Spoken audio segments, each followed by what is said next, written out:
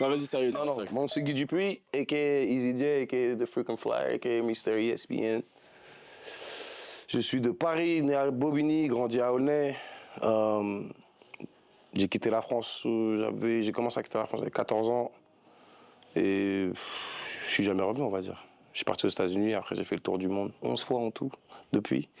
On a joué un peu partout, N1, Ball Up, NBA Legends. Mais maintenant, j'entraîne juste les jeunes et les joueurs NBA, des athlètes. Au calme, quoi. Moi, je pense qu'il y en a beaucoup qui pensent que c'est fini, mais en fait, c'est juste que c'est toujours là, c'est juste que j'ai plus la même envie, on va dire. Qu'est-ce qui t'a donné envie justement de faire là? Juste te mettre une dernière baffe. Après, peut-être pas, juste pour m'amuser, pour leur montrer que je suis encore là, je peux encore être dans le lot. Après, ça fait, je pense que c'est... et pour montrer aux gens qu'il n'y a pas de, il y a pas de limite, qu'il n'y a pas d'âge, tu peux toujours pousser. Ça dépend, tu sais, de plus tu vas, plus de discipline. Réapprends ton corps. Ça, on est beaucoup dans, ouais, j'ai cet âge-là, je peux plus jouer, c'est pas vrai. Et je suis là pour montrer aux gens que tu peux t'entraîner jusqu'à 45 ans, 47 ans, 50 ans si tu veux. Tu peux encore taper l'anneau, jouer au basket et taper sur les jeunes. Dane Ross, moi je dirais que c'est quelqu'un qui a un très bon avenir devant lui. Mais ça, pour l'instant, ça dépend des jours. C'est pas tous les jours qu'il peut faire ce qu'il veut sur commande. Donc aujourd'hui, il peut venir, il peut te faire des trucs de dingue, ou il peut baisser son pantalon. Après, ça fait partie du process. C'est pas dans tout le lot. C'est à qui que tu dois avoir peur, c'est plus T. Curry. Parce qu'il a plus d'expérience, il est plus autour de nous. Et je sais pas si tu as vu la vitesse à laquelle il progresse, ça fait un peu peur quand même. Et puis on va dire qu'il ne s'entraîne pas, il mange du KFC toute la journée, il dort, il se lève, il a la tête à l'anneau. Un mec qui fait ça, bah, il va venir aujourd'hui, ça va être le bordel, je te le dis.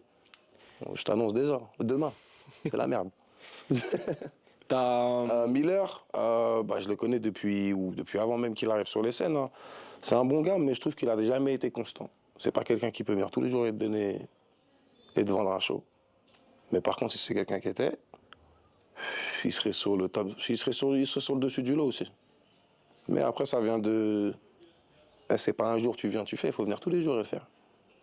Quand tu gagnes, faut pas gagner une fois, faut gagner toute une année, pendant 2 ans, 3 ans, 4 ans, 5 ans, 6 ans. C'est ça qui compte. Et tu sais, après, je dirais que la génération d'aujourd'hui, c'est plus. Bah, ça dunk pendant 5 heures. Mais faut pas oublier que le dunk, c'est du basket. Donc, si tu viens avec cette mentalité-là, tu arrives dans un concours, t'as pas 5 heures pour mettre un dunk. Viens faire ton petit entraînement, joue au basket. Après, ton truc, quand t'es bien fatigué, là, tu mets tes tomards. Parce que quand tu fais tes concours de dunk, c'est pour ça que s'ils ratent les premiers 3, ça, c'est fini. Ils sont fatigués, ils respirent comme s'ils avaient couru 45 km. Ils n'ont pas l'habitude. Parce que là, maintenant, tu as le stress. Tu as une horloge. C'est soit 3 essais, soit 160 secondes. 3 pas essais, 5 heures. justement. Donc, comment tu vas pouvoir être comment on dit ça, constant? Et, Être, et Anthony, qu'est-ce que t'en penses? Anthony, bah, de ce que j'ai entendu, il a fait le taf. Mais ça se voit dans ses jeux. Il a envie de taper du monde. Là. C'est bien, la France en lui. C'est la cité, ça. Justement, c'est comme ça que ça commence. Bah, en fait, j'avais pas vraiment de stratégie, mais j'avais une stratégie. En fait, j'ai un répertoire qui est tellement grand qu'en fait, je regardais tout le monde. Et tous tes meilleurs dunks, je les faisais à l'échauffement. Et en plus, je te parle dans la tête. Moi, j'étais pas gentil, j'étais pas le bon garçon. Moi, je venais, compétition, t'es pas mon pote. On rentre sur le terrain, c'est la guerre. Je vais gagner. C'est tout. Donc, il y en a beaucoup, tu vois, même des mecs comme Chris, tu vois, c'est des frères. Mais quand ils sont arrivés, ils étaient jeunes, ils comprenaient pas. Ils se disaient, ouais, ce mec-là, pourquoi il est méchant comme ça? Bah non, frérot. Là, c'est la guerre, là. On est des gladiateurs. Il y en a un qui doit gagner, il y en a un qui doit perdre. Je te jure, je vais pas perdre. Ah, je vais rentrer dans ta tête, et après, quand on va être sur le terrain, je vais te faire la misère en plus de ça. Donc après, c'est une stratégie mentale et le répertoire de dunk que j'avais, que j'ai, je peux faire ce que tu fais, et après, tu peux pas faire ce que je fais. Donc en fait, tu pouvais pas gagner. Même ils disaient, ouais, il fait toujours les mêmes dunks. Ouais, mais toi, tu peux pas les faire. c'est pas grave, je vais gagner. Donc je pense que c'était ça la différence qui faisait que j'étais différent. C'est que je pouvais tout faire. Pendant des années, ça arrivait quand les gens ont commencé à sauter par-dessus des voitures? Ça leur a mis 20 piges. Je faisais ça depuis que j'ai l'âge de 14, 15 ans. Donc c'était ça, je gagnais tout le temps parce que j'étais différent.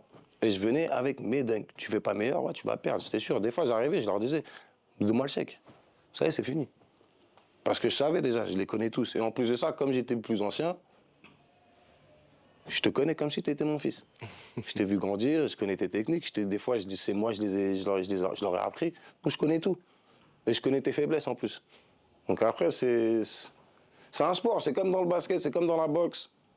On peut être potes, on peut être frères, mais quand on va rentrer pour la compétition, bah, ça va être la guerre. Donc moi, je pense que c'était ça ma stratégie. Et puis en plus de ça, comme j'ai dit, je faisais beaucoup de leurs dunks principales. Je les faisais à l'échauffement. Après, j'arrivais, je faisais mes dunks.